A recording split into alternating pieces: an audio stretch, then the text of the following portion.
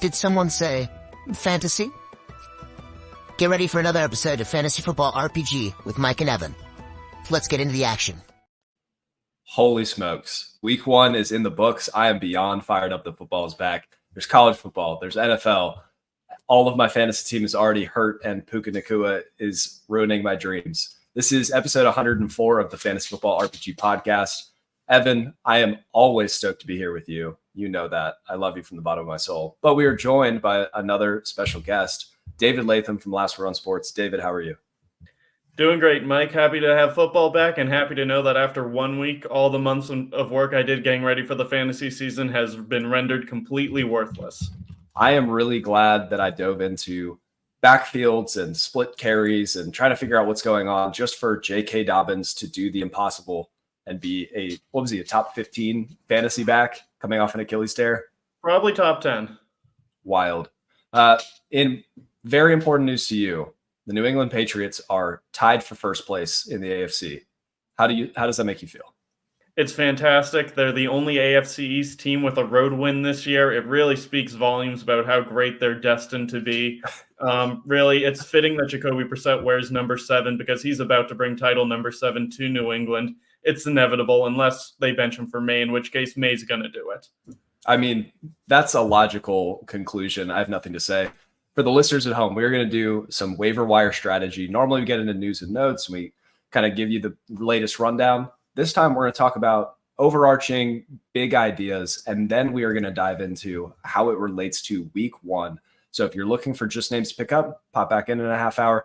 If you're looking for the, formula to success, stick around. We're excited to have you. So Evan, I want to get your take on this. How does your fab budget go? Like, are you the kind of guy that Isaiah Likely's sitting there and you're just blowing the whole fab budget, or are you really trying to portion it out throughout the year? What constitutes blowing your fab? Yeah, so most of my leagues, Isaiah Likely's already rostered, but fair. Needless to say, not in my leagues. What constitutes blowing my fab budget is typically based around my roster construction. So for me, it's always been, I want to try and get the 2 deadlock quarterbacks. I'll figure the rest of the roster out. Typically, I just leave running back to just figure out as an absolute wasteland. So if I have a guy like a Jordan Love, that was, one of my anchor QBs, what would it take? Somebody that's not Malik Willis, that's for sure. That's fair. We're talking, looking for somebody that could step in the quarterback too. You're not losing him for an entire season, like managers lost Burrow, like managers lost Herbert, for long stretches of time last year. You're looking at somebody who, 3 to 6 is the going rate on the injury. Nobody really fully knows, which is really interesting. But you're looking for somebody, if you're blowing your entire fab budget on, that is going to be starting the rest of the year. Yep. I want to talk about somebody. So 2023, let's turn back time a little bit. Kyren Williams was sitting on waivers. All of us were like, let's wait and see. Let's figure out what's going on.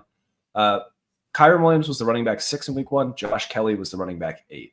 The difference between them to me was that Kyren Williams was in a murky backfield that was waiting for somebody to own it, while Josh Kelly was, Austin Eckler's backup that just happened to get a lot of work because it was a blowout win. Like, how do you sift through that, David, when we're talking about how to find the right guys to bid on for running backs? So there's really no great way to do it, I don't feel. Running back is probably the easiest one, quote unquote, to predict, just because like wide receivers, tight ends, quarterbacks, you need talent and opportunity to have like sustained success over a full season. Running back, obviously talent still plays a role, but it's not as much. Production with running backs has a lot more to do with the offensive line and the play calling than the back itself. So like you said, Mike, if there's that one wide open spot, like where there's just no competition whatsoever, I'm blowing my budget on that guy, but I don't see too many of those this year. So no, right now where I'm looking at it, unless the Christian McCaffrey injury turns out to be like a lot more serious than they're letting on, and it sounds like he's missing week 2, then maybe I'd go all in on Jordan Mason. But aside from him, unless there's someone slipping my mind, there's nobody that I'm really like unloading the bank for. Yeah, completely fair. You talked a lot about, talent meeting opportunity at wide receiver and tight end. what are some of the indicators that you see for, like, let's turn back time again and flip to wide receivers in week 1. Kendrick Bourne, wide receiver 4, but Puka Nacua, wide receiver 14. Can you talk a little bit about how you can identify what's going to stick and what's just a 1 week outlier? So I'll preface this with Puka is probably the biggest outlier we're going to see like in a few years at the wide receiver position. It was a phenomenal year. I think he's going to be phenomenal when he is healthy again. But those sort of things, that doesn't happen much. It's like trying to find Tom Brady in the 6th round. Like, you get lucky once, you shouldn't bank on that happening again. Generally speaking, with wide receivers, what I'm looking at is what they did before week 1. It's the NFL. Weird things happen in 1 week samples. So if I'm looking for a guy that I want to find off waivers that could potentially be my year-long start, I want to see the important things. Do they have good draft capital? If they're not a rookie, have they played well before? If they are a rookie, were they getting targets? Adonai Mitchell comes to mind here because when you look at the stat sheet, nothing all that special. But then you look at more of the advanced metrics. He was getting a lot of targets. He got a lot of air yards, which obviously you like targets deeper down the field. Means more yards, means, higher odds of a touchdown. Alec Pierce ended up being the star of the day. He only got 3 targets. It's just one of them is one of the greatest throws you'll ever see. And all of Mitchell's targets, Anthony Richardson couldn't hit the broadside of the barn. That's kind of the deal you have to make when Richardson's your quarterback. But Mitchell would be the type of guy that I'd be looking for and saying, hey, if anyone's going to be a wide receiver that I can have year in, year out right now, that's probably going to be Mitchell's the one I'm looking at. Yeah, great name to call out. We loved AD Mitchell pre-draft. We were kind of in between on the off-the-field stuff, but he's put it all together, and we're excited to see what he does. One of the things you talked about is like how they looked, whether they earned the targets. So I love filtering by targets, and then also there's a new thing over at Fantasy Points. It's called ASS, Average Separation Score, and it lets you figure out how far removed from the defender they were when they earned a target. It's amazing because it can help you find guys that are constantly earning separation. And then if you pair that with earning targets, that means they've earned the quarterback's trust. Some guys that come to mind this year, I mean, Wan'Dale Robinson was doing it, even though it's disgusting. George Pickens, the breakout seems like it could be real if they don't run it 40 times a game the rest of the year. Like, there are a couple of guys that they're separating and they're earning targets. Unfortunately, there's not one that's like truly sticking out that needs to be a waiver wire king. If there's any that comes to mind for me right now, it's Wan'Dale Robinson. Evan, let's flip a little bit. So we're talking about some indicators, but I want to get back to strategy. So we talked a little bit about fab, when to blow your fab. Would you ever spend like a $0 or a $1 bid on somebody just like, I want them, but I don't want them that bad? Yeah, I mean, there's a lot of times where I'll set minimum bids. I'll go, $3, $4 on somebody just because I have a feeling that my league mates are going to go higher. But it's one of those plays that, if I spend 3% of my fab, 4% of my fab, 5% on this player, like, I'm going to be fine having them on my team. So that's definitely something to manage as well, because what do you really want in these leagues? When that giant injury happens, you want to be able to use all of your fab and have more fab than the rest of your league. Yep, completely fair. And if you listen to some of our pre-draft strategy decisions, we talked about not rostering a second quarterback. In a 1-quarterback league, if you are in a 1-quarterback redraft league, cut your backup quarterback. If you have Patrick Mahomes, Josh Allen, Anthony Richardson, one of those guys, there's going to be somebody available on waivers later. You don't need to roster some random like Baker Mayfield type, even though he had an amazing week, because you're never going to consciously be like, I should start Baker Mayfield over Patrick Mahomes. So you can cut them, set a minimum bid on a backup running back of your choice. We'll go into those a little bit later because there's some exciting names this week. Not like super exciting, but exciting. And maybe get somebody worth your while without having to blow your fab next week. When flip it, there's no more fab. Now we're talking about regular ESPN standard settings. You have the waiver order. That will stay in a lot of leagues until you decide to burn that number 1 or that number 2 priority. David, are there any players or like situations that you're like, man, I really need to burn it this week? Or is it something that you're going to keep in your pocket for later? I'm keeping it in my pocket. Some years there is that like week 1 waiver wire that's like you can tell ahead of the time, like this guy's going to win me the league. I got to have him full speed ahead. I don't see one of those guys this year. So maybe in shallower leagues, J.K. Dobbins is available. I doubt it, but if he's somehow out there, he'd be one I'd consider. But aside from him, no, I'm not really excited. Well, I'm not that excited to the level that I'd use like top priority on anyone out there. Yeah. If you have waiver priority somewhere between like 6 and 12, go ahead, use it. The difference there isn't that crazy. But if you have 1 or 2, you really want to wait. And unless there's a desperate need at the tight end position, you're probably holding it in your bag for later. Evan, are there any other like strategies when we talk about running the waiver wire? Are you looking at other teams who they've dropped ahead of time? Are you waiting another day to see what goes on? Or like, what are you looking for in the waiver wire week to week? Yeah, so specifically when we're talking about those, home leagues or work leagues, things like that, where it is really actual waiver order here, not fab budget, you're really taking a look at the guys in front of you, the teams that are in front of you. What are they going to be trying to go after? Are they short at running back? Are they heavy at wide receiver? Are they short at tight end with the tight end injuries that happened this week? Also with the tight end duds, are they going to go after rostering a second tight end? You can start to make some predictions based off of that, which will really help you to kind of key in on some of the guys that you want to be putting higher in your priority. If they fall, knowing, okay, great, they're mine, locked it up. Completely fair. Makes a ton of sense. I think depending on like the makeup of your league, we can talk about stakes and things like that, but there's people in the $1,000 survivor leagues that forgot to pick a team this week, which is absolutely hilarious to me. They just left $1,000 on the table. But for the most part, there's going to be somebody that overreacts to week 1, and they're going to be like, man, this guy stinks. Get him off of my roster. There's going to be some impatient Panthers fan that already hates Chris Olave, and they throw him on your bench. Like, now he's on your bench, and now you can start him. So keep an eye out for some of those bigger names, because some people are silly. If you're listening to this, you're not, and we love you. Cool. You bring up a great point, though, Mike. Like, keep that top waiver wire availability for when somebody overreacts as well. You'll see some of these star players have 2-3 bad weeks to start out a year. Yep. And then some managers might just get tired of them. That's when you start throwing them lowball offers, and maybe you get lucky and somebody in your work league that doesn't know a ton about fantasy football just says, oh, this person's not producing, and ends up dropping them. Having a number 1 waiver priority when that happens is huge.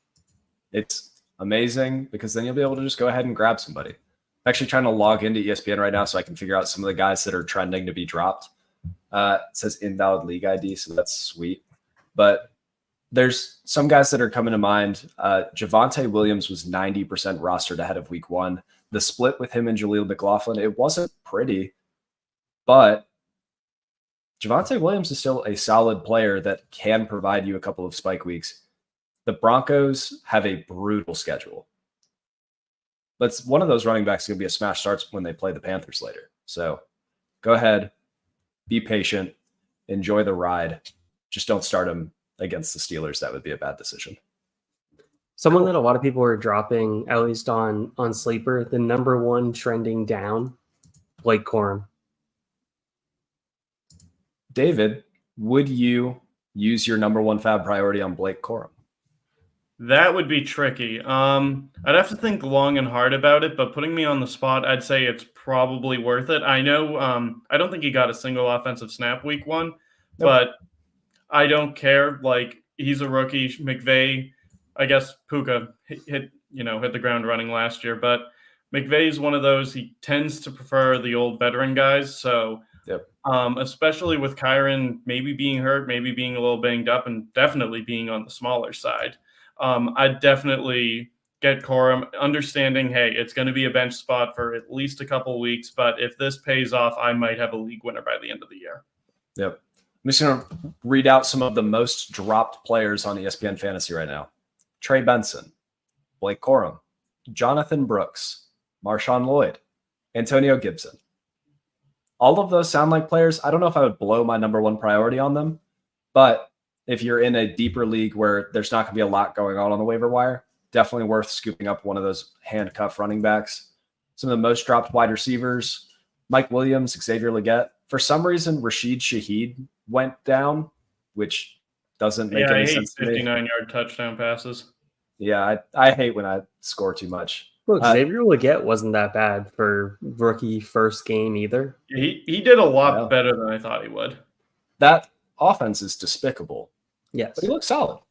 It is, but if we're talking about buying low for the sake of buying low, I'm probably looking at a few Panthers because I think Bryce Young doesn't make it out of September as the starting quarterback, and I think Andy Dalton's a lot better than him. So there's value to be had there where, like, is Jonathan Brooks going to be the running back one from the time he's healthy to the end of the year? No. But will this offense look like somewhat functional with Andy Dalton running it, and will Jonathan Brooks get a lot of carries? Yeah. So I'm willing to go after that volume with something resembling a competent offense. And I also saw a thing, take PFF grades with a grain of salt. Nothing's perfect. The offensive line graded out pretty well. It was just strictly Bryce Young is that bad. So I think you don't need a Hall of Famer back there. Just get someone who can see above the offensive lineman, and that's what Andy Dalton can do. You'll probably get, something resembling a competent offense in the back half of the year. So if Legette looks good with Young, I think he can look, pretty solid with Dalton too. Maybe that turns into something. And he's essentially free right now, especially in redraft. So they're probably the ones, if you have a deeper bench or an IR spot in the case of Brooks, I'd definitely be going after them.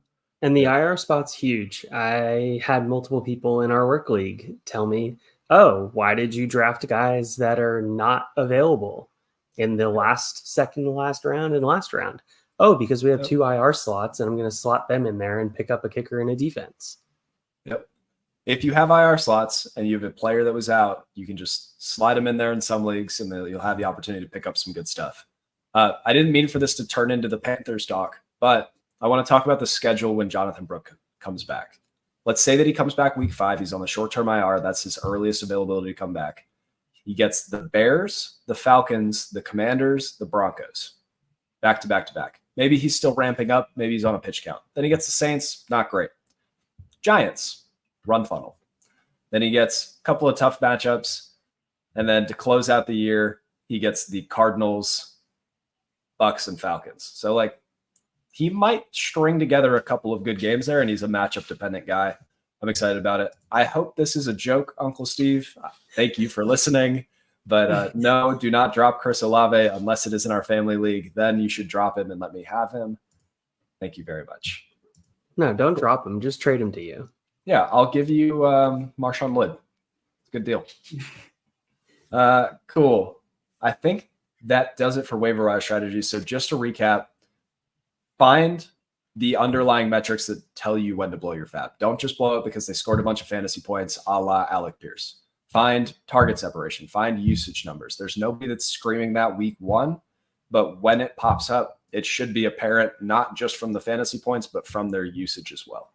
If you're holding that number 1, your number 1 waiver bid, hold it until you have a situation that you feel good about, and check what goes on.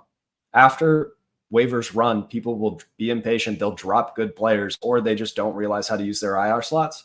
Now you're getting a free startable player off of waivers for funsies. You guys ready to talk about week 1? Let's do it. And now it's time for news and notes. Let's start with the sad stuff. Let's go through some injuries and then how we can apply that waiver wire strategy that we just came up with to this. Keenan Allen with the Bears hurt his heel, 40% target share, which is hilarious. He's not expected to miss any time. Rome Odunze is not on waivers. You don't need to worry about that. Rome Odunze, grade 1 sprain. He is also hurt. So is there another Bears wide receiver, if Allen is limited and Odunze is out, that you would be excited about? No. Just straight up no. Yep, that checks. The way that Caleb Williams looked, I think you want to take a little bit of time and make sure that he can move this offense effectively before investing in the wide receiver 4, filling in for the wide receiver 2. Not ideal.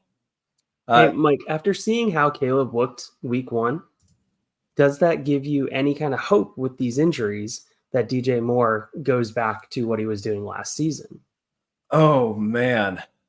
I think Caleb played about how we would expect somebody to play that is used to being Superman on the field. Like, he is so just against Pac-12 defenses, able to be the best athlete on the field.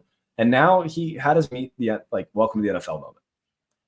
He's going to grow as a passer.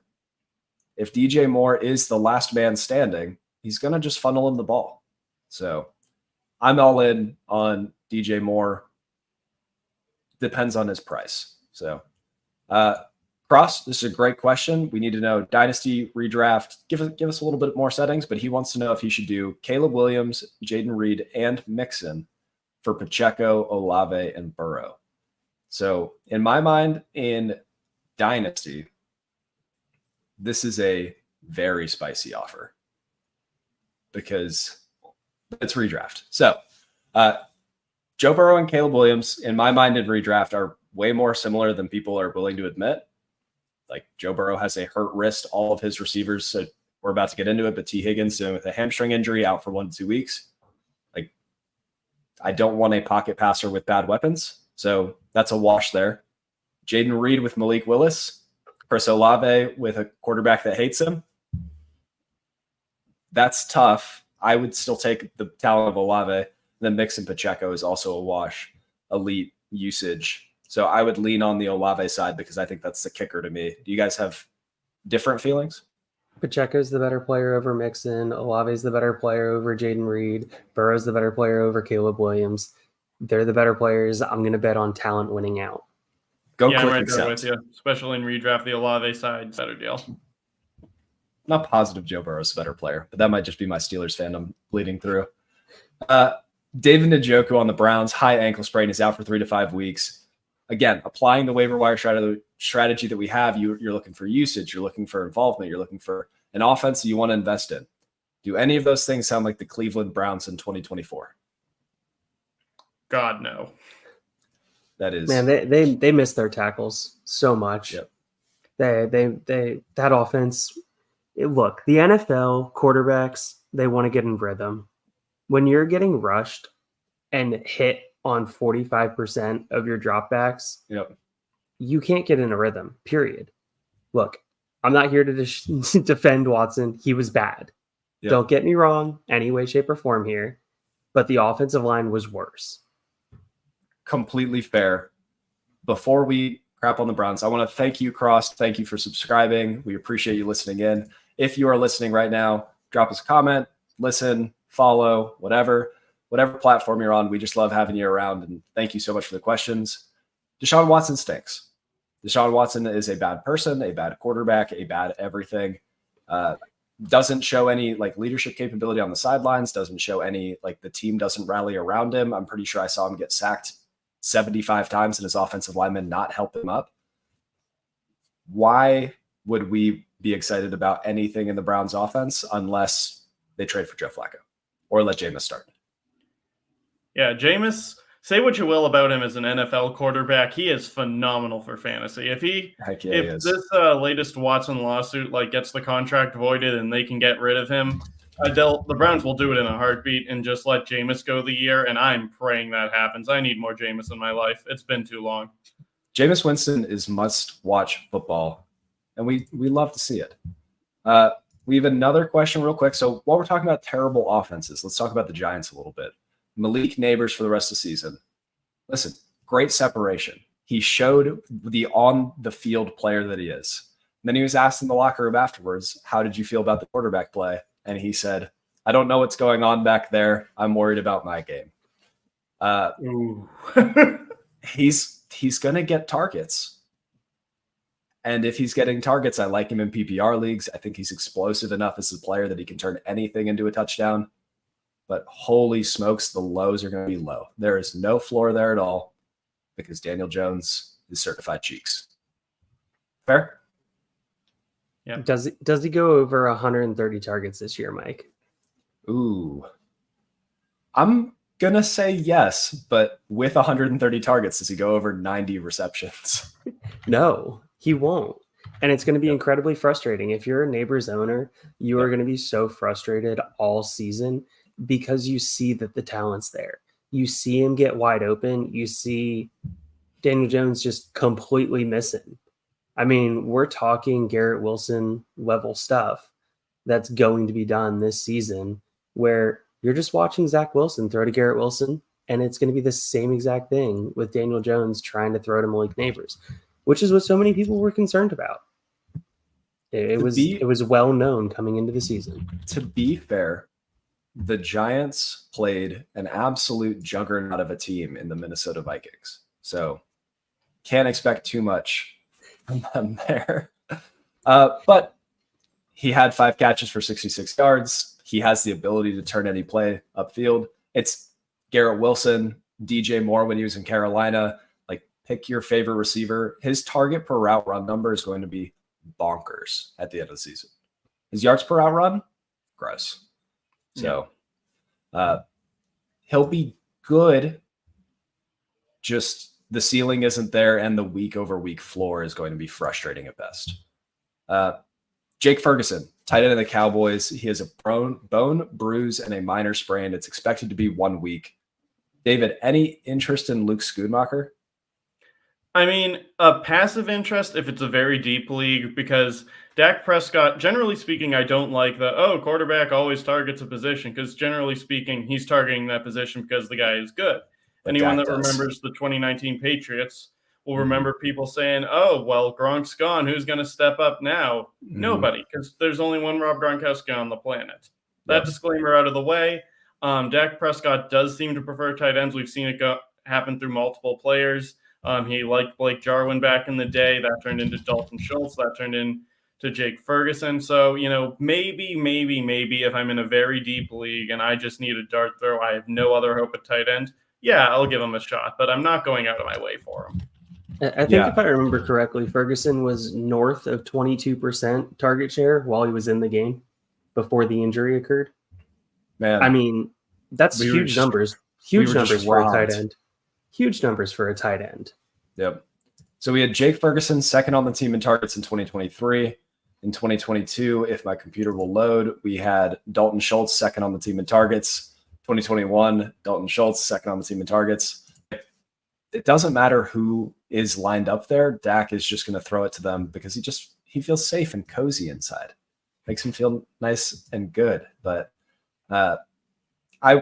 he's worth a stash. Hopefully you feel good enough about your tight end that you're just plugging him back in. We can't all have the tight end 1 on the week, Isaiah Likely. We can't all have the tight end 6 on the week, Chigo Okonkwo. So you have to find somebody else other than those superstars that we all predicted preseason. But what a dead zone of tight ends right there, just getting demolished with injuries. Yep. Like, you get the Njokus, the Fergusons, the Goddards. Like, those guys are all – Goddard's not injured yet, but he always gets injured. Always gets injured.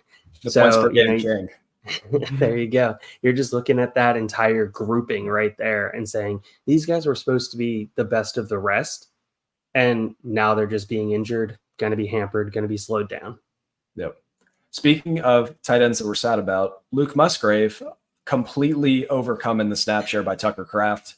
Any interest in Tucker Kraft, like of $100 fab budget, how much would you be willing to spend, Evan?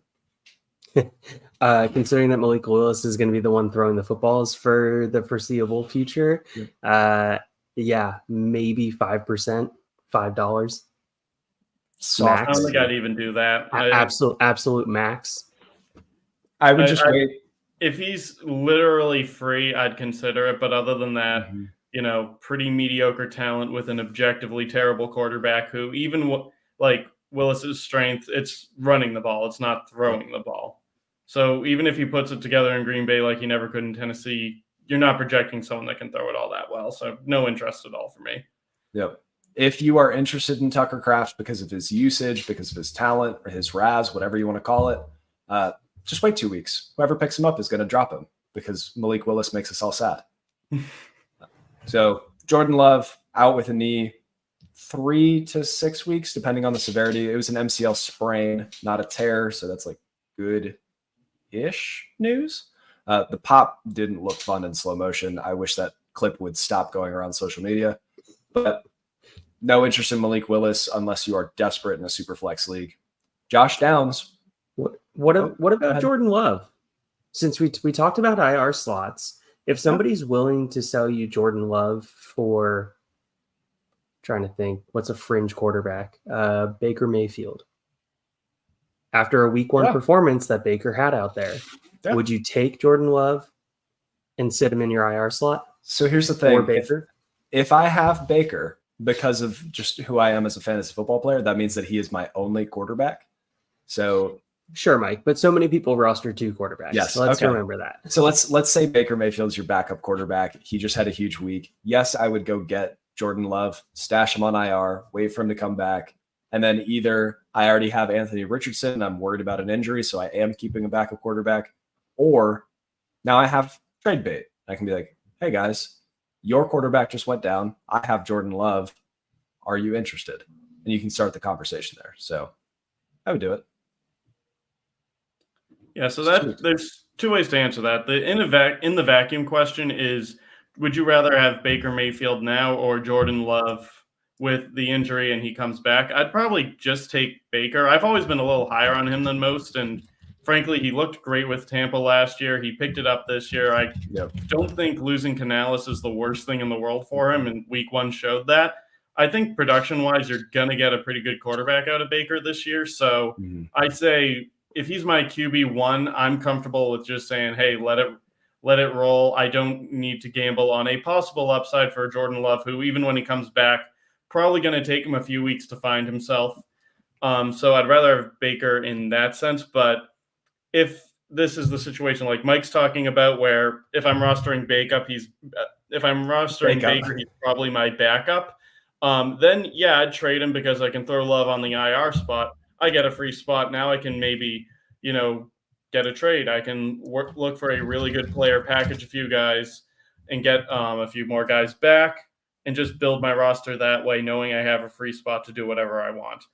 This is one long way of saying I value a extra roster spot more than I do Baker Mayfield, but I value Baker Mayfield more than I do Jordan Love. Completely fair. I will say Commanders, not exactly known for their great defense. Emmanuel Forbes was one of the most interesting picks that they could have made.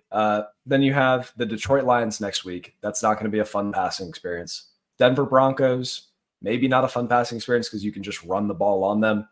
Eagles, not a fun experience. Then they get the Falcons, and then back to a pit of sadness. I will say late season Baker Mayfield's going to be fun. He gets the Giants, the Panthers, the Chiefs, a couple of teams that he's either going to need to shoot out with them or their defense is so bad he might score 4 touchdowns and then take a nap. Cool. Let's talk a little bit about Josh Downs. So we've already sung the praises of AD Mitchell a little bit. We think that he's a great separator. It's going to be very interesting to see who's out there in 2 wide receiver and 3 wide receiver sets. But Josh Downs is supposed to come back from his ankle injury in 1 to 2 weeks. While he was healthy last year, he was doing a pretty good job of earning targets and creating separation in his own way. Like, is he worth a pickup if somebody in your league has dropped him already? No, he doesn't score enough points, unfortunately. And maybe I'm out on a limb here, but even as their number 2, I still don't think he scores enough points, especially after what I saw last year. Didn't see nearly enough spike weeks. Then you go out and add AD Mitchell on top of it. There's just not enough targets to go around in this offense for me to be confident in adding him. That's fair. David, do you think it's going to be? With you too. Like if I'm very low on wide receiver depth, maybe I consider it, but overall, it's Anthony Richardson doesn't throw the ball nearly as much as the average quarterback, and when he does, who knows where it's going. He's very fun for real life. He's great if you have him as your fantasy starter, but you really don't want your wide receiver to be catching balls from him. Pittman exists. Mitchell looked great in week 1. We all liked him as a prospect. So just mathematically, I don't really see how Downs can fit into the picture there. Yeah. This isn't a situation where Josh Downs is going to come back and be the clear number 2. It's more like the targets that AD Mitchell, Alec Pierce, and the other straggling Colts receivers, they're just going to split them up even further, which sometimes you're going to have very fun Anthony Richardson 65-yard passes. Sometimes you're going to have the other Anthony Richardson that misses wide open throws. So I'm not willing to ride that lightning in a managed league. In a best ball league, he was probably a solid pick, but time will tell. trying to figure out more murky wide receiver situations. Hollywood Brown's supposed to come back from his shoulder injury in a week. Xavier Worthy looked fun. He didn't earn a lot of targets. He didn't have a lot of usage. But man, that was fun. Do we think that Hollywood Brown coming back is going to reduce Xavier Worthy's workload? Do we think that he's going to be out there running wind sprints to open up underneath stuff for Rashee Rice? Like, how do we view Hollywood Brown for the rest of the season? So I think him and Worthy are basically going to make each other somewhat useless in fantasy. Rice has his own deal going on as just, the soul of Michael Thomas reincarnated. He can do his own little thing underneath. Worthy, Hollywood, they're not going to be impacted by that. But I do think Hollywood's the more well-rounded guy at this stage. Worthy obviously has like raw speed. He's literally ran the fastest 40 ever for a wide receiver. Mm-hmm. But it looked to me like week one, it was more like gadget plays. His first touchdown was a glorified run, or was it an actual run, or was it like it was a reverse? Okay, yeah, it was a reverse. I couldn't remember if it was a reverse or a shovel pass, but yeah, so like a literal run. So something that it's great when it works, but you're not going to be doing that, 10 times a game with him. And the routes he was running, pretty simple tree, probably just, stuff that's like, hey, we know you can do 3 things. We're only going to ask you to do those 3 things. While Hollywood's hurt, that's fine. Go for it. But once he's back, I expect the more developed, more veteran Hollywood to get more of those looks with Worthy sprinkled in there to kind of ruin everyone's day in fantasy, but to be more or less unstoppable in real football. What I will say about Worthy, I thought that some of the knocks on him pre-draft, like they saw the speed, they thought he's a one-trick pony. I think that he's more refined in his route running than people give him credit for. Like he can drop his hips, he can do some of the underneath stuff, he can really turn at like the top of his route. So maybe he gets involved a little bit into Rice's work, but I agree it's going to be murky and we're going to have to wait and see how it plays. You're not plugging Xavier Worthy into your lineup praying for another 2 touchdown day. Like you should chase the volume, find something better. What's going on, Evan? Is he closer to Waddle than people thought? I think he's closer to Waddle, and I think but the best comp that I had for him was Deontay Johnson with a jetpack that can catch the ball, depending on if his hand's broken or not. So I just view a lot of the same way that he runs his routes. Like he can separate at a very good way. The issue is whether or not he's on the same page with his quarterback. We saw a lot of issues with Quinn Ewers. You're not going to have the same issues with Patrick Mahomes as you do with Quinn Ewers. I don't know if that's shocking to anybody. So what does Patrick Mahomes love to do? Get outside the pocket and then tell his receivers, go. Yep. And what does Worthy do? Gets downfield real quick. Imagine being a corner and you're like, all right, I'm a little slower, but I can make this work. My technique's good. I run like a 4.52. I can make this work. And then Xavier Worthy comes in motion, screaming to your side, and you're like, all right, I'm good. So not ideal. Evan, I can't even say this one. I need you to say it because I have no interest. Mike's King, Puka Nacua, going on IR, sprained PCL. That's tough. It's a tough injury to come back from. McVay's saying that they're going to do everything to be able to get him healthy before putting him back on the field. This is exactly what we saw at BYU, which is a large chunk of the reason why he fell so far in the actual NFL draft. He was constantly injured at BYU. He was never able to play full seasons. When he did play, he was banged up. He was dinged up. He was fighting through injuries for at least half the season. And that was the half the season that he was playing when he could actually get on the field. So am I surprised? No. Am I very sad? Yeah. But what does this mean for all my Cooper Kupp shares? God. It means they're going to the moon. You and your crusty old men. It's despicable.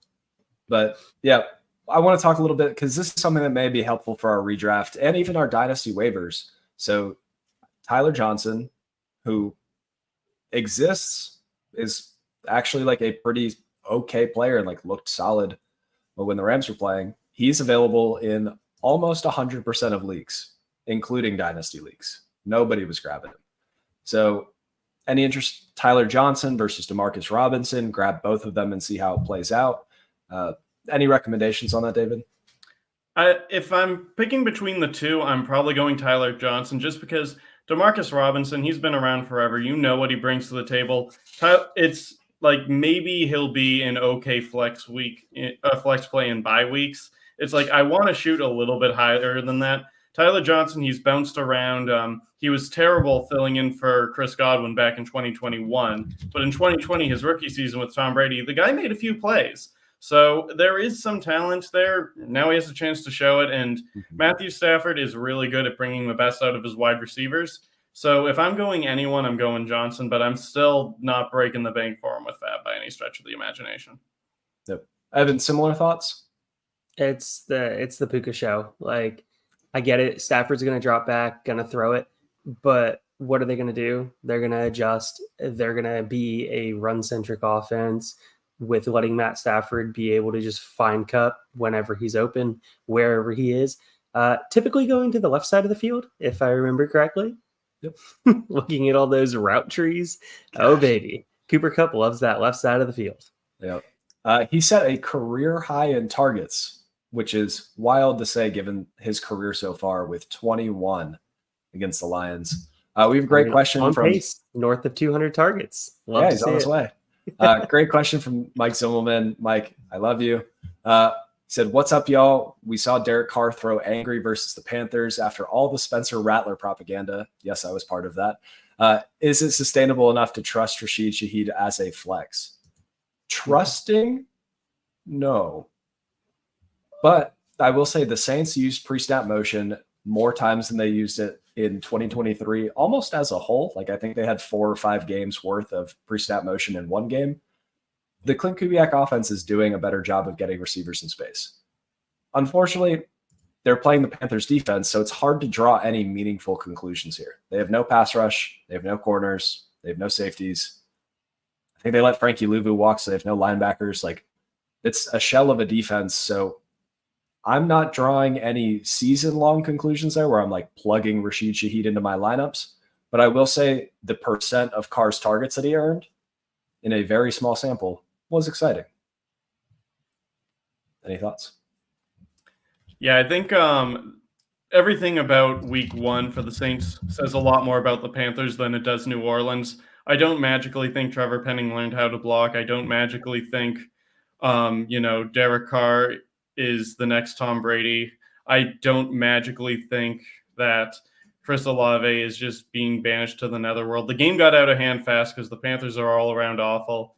Yep. And I just think it's just a lot of outliers of basically what happens if an NFL team played an XFL one. So yep. I'm not reading too much into it. Shaheed is one of those guys where, he only needs 1 or 2 per game. So like you could do a lot worse in a flex, but he's not a guy I'm actively looking to start. But let's define trust. What does trust mean in this situation? Because trust to me, when you're saying, hey, are we going to trust Rashid Rice? Are we going to trust Rashid Shaheed or any of these wide receivers here?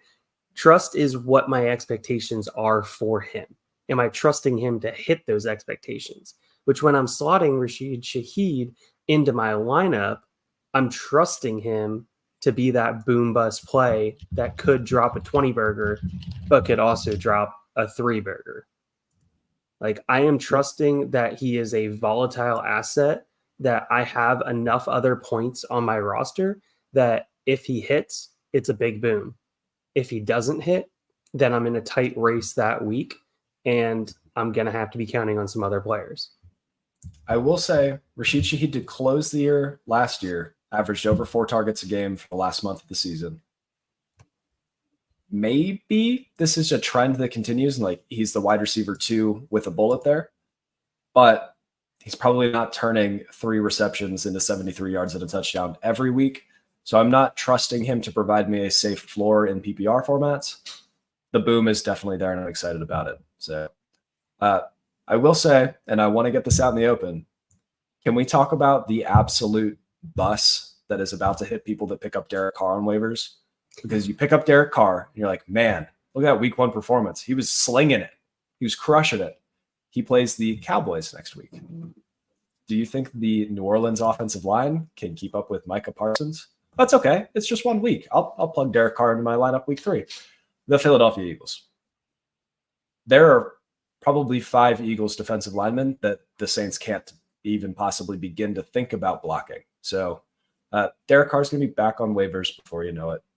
People are trading dynasty seconds for him right now, Mike. I think that's fair. Real. In a super flex league? Yeah, people are trading dynasty seconds, and they're not thinking twice about it. You see the go to Dynasty Daddy, you can look right there. I mean, you're seeing tons of deals go down for it.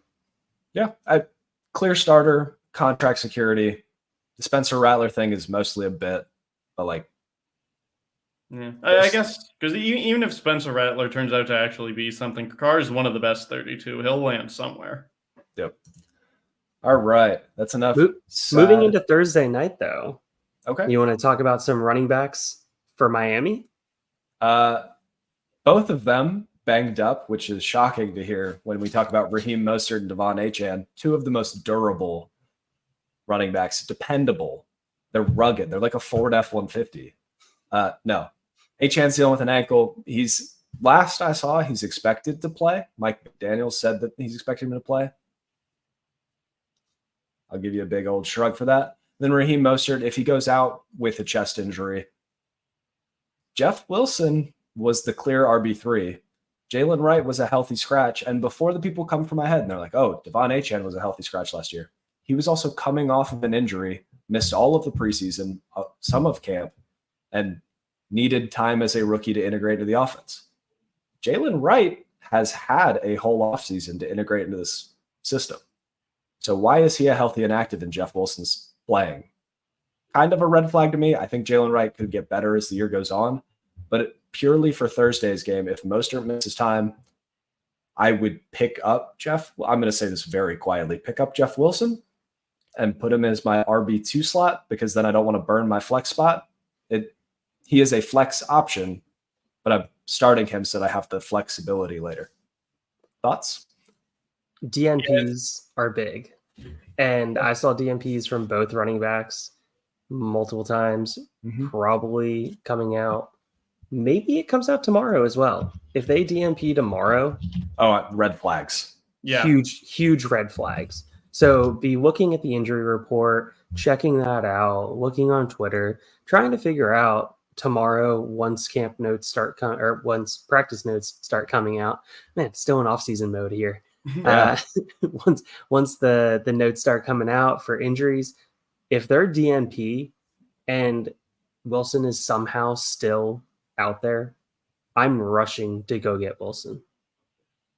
Yeah, it's definitely Jeff Wilson. I know everybody loves the shiny new toy, but at the end of the day, one of these guys actually played. One of these guys has a long track record of being successful with McDaniels and in a similar scheme over in San Francisco. So it's going to be Jeff Wilson filling in for whichever one of the 2 running backs can't start. If both can't play, then yeah, Wright will be involved, but it's still going to be Wilson as the starter. I wouldn't be surprised if he gets a massive workload in that case. I don't think it's going to be the split, just because you're this early in the season, you're going to want to trust your veteran over a day 3 rookie.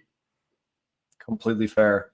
Would love to see Jalen Wright play, but if McDaniels doesn't trust him yet, I understand the coaching decision.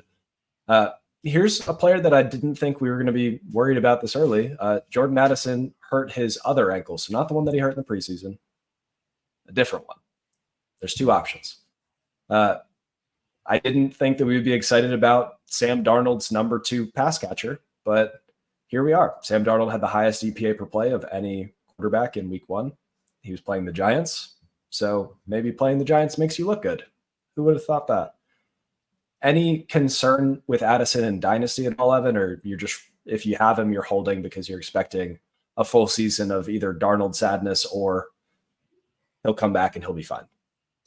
Yeah, in Dynasty at least, it's already baked into the cake. His value is already dipped. It's already lower. Then the injury happens. Now Dynasty managers are pushing it even a little bit lower on top of it because they think it's going to be a lingering ankle injury, that both ankles not doing too great. That's a red flag for a lot of fantasy managers, and they're just trying to say, what can I get that's going to get me an asset that's going to be working for me this year, that I'm not going to be stressing over, that I'm not going to be dealing with absolute headaches with? So, yeah, I mean, his value is down right now.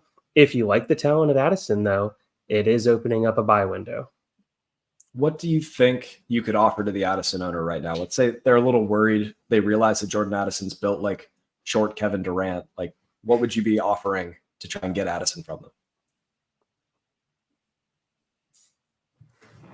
That's a very good question. Yeah, I mean, I'm going to go All keep cut. See what. No, you gotta go to fantasy calc. fantasy calc. Yeah, if we're talking draft picks, if I'm already in that realm and I don't want to miss out on some of my players that I have, then Addison giving up a 2nd and 25 and a 3rd and 25 and a 3rd and 26. You think that's going to get it? I think it's a little slim. You said a 2nd and a 3rd in 2026? 2nd and a 3rd in 25 and a 3rd in 26. I think it's a little slim, but there are some managers out there that are panicking. I'd want a little bit more.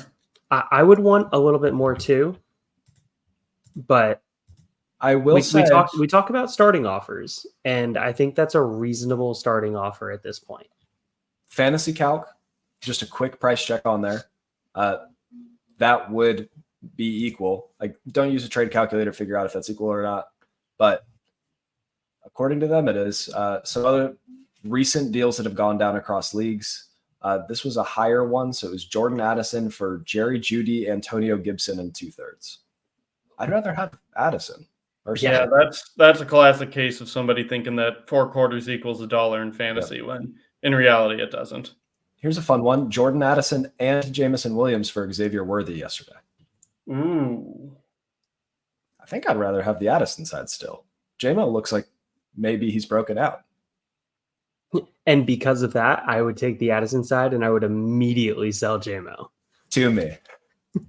All right. That's enough Jordan Addison talk. Kenneth Walker dealing with an abdominal injury. We're hoping that he just took a weird hit and is just feeling a little bit sore. Maybe he had too much Taco Bell. It happens. If he's inactive, Zach Charbonnet, you don't even need to say it. Clear pickup. I would blow the number one option on that because the running attack of Seattle could just win you a week with Charbonnet. CMC misses any more time with his Achilles tendonitis. Jordan Mason, same deal. Must start. Like fringe RB1, maybe RB2. Excitement there.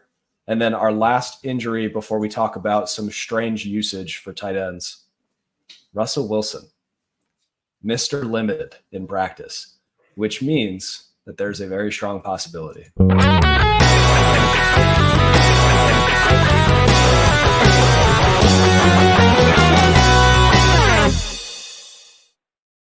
I got to update the graphic. We got Justin Fields in a Steelers jersey now, baby. Hey, so with that said, is this a sell window for Fields where you can get out of Fields and tack on a second to go get a first?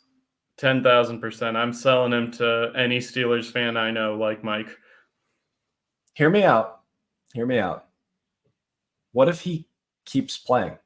That's what I'm saying. Like, I think there's hope. There's the hope out there. It's real. That he will it's keep real. playing the entire season. The only way I see that happening is if Wilson stays hurt, which, I mean, yes, he got a win last week, but Justin Fields really didn't do anything you didn't already see him do time and time again in Chicago. Mike Tomlin knew this is the guy he was trading for, and frankly, Fields hasn't done anything to change his mind. And we know that when Wilson's healthy, he's the QB1. He's the guy Pittsburgh wants. So unless Fields really strings together a game or two of like really great play, which frankly we haven't seen the ability for him to consistently do that in the NFL, it's going to be Wilson's job again as soon as he's healthy. So I'm trading him. Yep. Steelers are, to say this with a grain of salt, probably going to win again on Sunday. And then you're going to hear Steelers fans start being like, man, we should just roll with the guy that's winning. Unfortunately, so whether Fields gets benched for week 3 or he continues to play, whichever quarterback is playing, there's going to be a string of games in the back half of the season that we talked about exhaustively. The Steelers go through the gauntlet, whichever quarterback is in, the other one's going to get the opportunity. So, yes, as much as it pains me to say, I would pair Justin Fields in a second for a first to try and re-roll with a Quinn Ewers, Shadur Sanders, Carson Beck. Maybe you get by a different quarterback in the draft, but that is the responsible thing to do. My Steelers fan heart, I just want Justin Fields to be good. Let's talk real quick about the Ravens tight end situation. So Mark Andrews consensus. Obviously, Evan, he's the dynasty tight end 1, along with 17 other guys. Isaiah Likely shoots up to, I think he was dynasty tight end 7 on KTC after the game. Did he get up to 7? Last I saw was 9, so he must be flying up. Oh, he was rocketing up. Trade Cut has him as tight end 6 right now. Oh my gosh. Oh my Lord. I can't. This is why KTC is bad, and you should all go use Fantasy Calc, which rules, and we love them. Isaiah Likely's usage. It looks like they're using him as the second or third target on the offense, like they said they were going to, which is very good. It's not just a one-off game where that's like, oh, well, schemed him out. They did scheme Mark Andrews out, and I do think that he's going to be way more involved in the offense. But if Isaiah Likely just goes to the third option on this offense, most players being the third option on a team, very bad. I'm worried about it. The tight end position, there could be some spike weeks. So in redraft leagues, let's say I drafted Jake Ferguson. Now I have no idea how long he's going to be hurt. We know that Dak just runs with whoever is a tight end.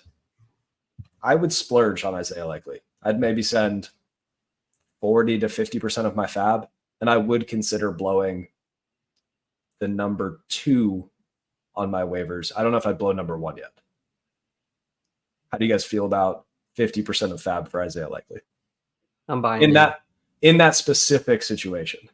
For that specific situation, sure. A bit of a self-plug here. I wrote an article after the game about Isaiah Likely versus Mark Andrews moving forward. Basically, they had an even snap share. They had an even route run rate. The difference is Kansas City did everything in their possible to get the ball to go to anyone else except Mark Andrews. And Lamar was happy to throw it to Likely. He was happy to throw it to Flowers. I don't think teams are going to be that set upon stopping Andrews every single week. And I also don't think that most other teams have the talent that Kansas City has, where even if that's what they want to do, you need the talent to execute it. So I think he'll be fine, but I also don't think he's going to have another tight end 2 overall finish. It seems like Likely is going to be a legit part of this. It's going to be a pretty equal share. Both guys are going to have spike weeks. Both guys are going to let you down. And with tight ends, that's just kind of how you have to roll with it. You just got to run with it. On our Bold Takes episode, I said there were going to be 11 tight ends, the top 12 points per game. Week 1, there were 2. So good work, past Mike. Brock Bowers looks like the real deal. If he's on waivers, go scoop him up. Juwan Johnson, don't chase that. He got a touchdown. Great in best ball. Colby Parkinson, this is the last thing we'll talk about today. 5 targets. Puka Nacua went down. We're looking for who is going to replace some of those targets. Let's say he gets sprinkled 1 or 2 more a game. 6 or 7 targets for a tight end is very, very good. So I would grab Colby Parkinson. Would you guys? If I really don't want to spend money on anyone else, sure. But, yeah, definitely not my for top free 99 position by any means. Yep. Evan? Meh. All right. And this is brought to you by Dubby. Use code FFRPG at checkout. Be sure to like and subscribe, and we will see you next week.